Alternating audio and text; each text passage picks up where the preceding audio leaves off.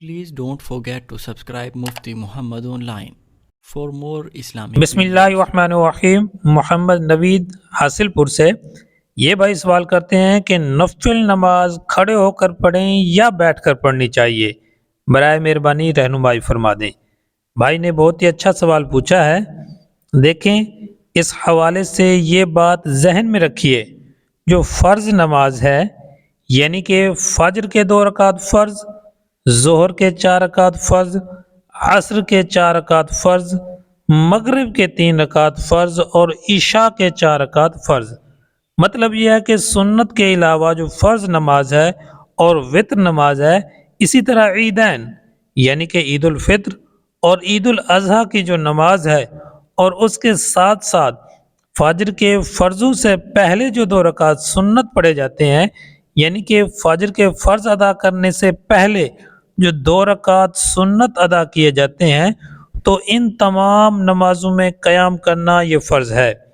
ان کے متعلق فقہائے کرام نے یہاں تک لکھا ہے، اگر کوئی شخص دیوار کی ٹیک لگا کر یا کسی طرح کسی چیز کا سہارا لے کر کھڑا ہو سکتا ہے تو ایسے شخص کے اوپر نماز میں قیام کرنا فرض ہے۔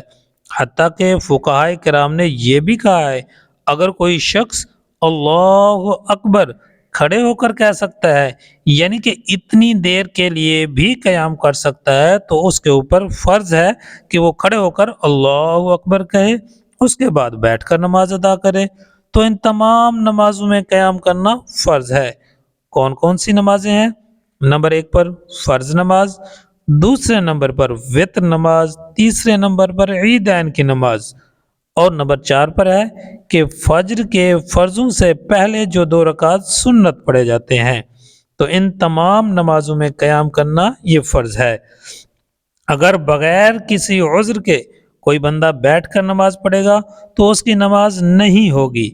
ان کے علاوہ باقی جو سنت مؤکدہ ہیں یا سنت غیر مؤکدہ ہیں یا اسی طرح جو نوافل ہیں، ان میں اختیار ہے، چاہے تو بیٹھ کر پڑھ سکتا ہے، چاہے تو کھڑے ہو کر پڑھے۔ لیکن حدیث مبارکہ میں اگر کوئی شخص بیٹھ کر نفل پڑھے گا اور دوسرا شخص کھڑے ہو کر نفل پڑھے گا تو کھڑے ہو کر نماز پڑھنے والے کو بیٹھ کر نماز پڑھنے والے سے زیادہ اجر و ثواب ملے گا۔ اس لیے افضل تو یہی ہے کہ نفل نماز بھی کھڑے ہو کر پڑھی جائے، کیونکہ اس میں ثواب زیادہ ہے۔ لیکن اگر کوئی بیٹھ کر ہی نماز نفل پڑھ لیتا ہے تو بھی اس کی نفل نماز بیٹھ کر پڑھنے سے درست ہوگی، لیکن ثواب میں کمی ضرور آئے گی۔ امید ہے بات سمجھ آ گئی ہوگی۔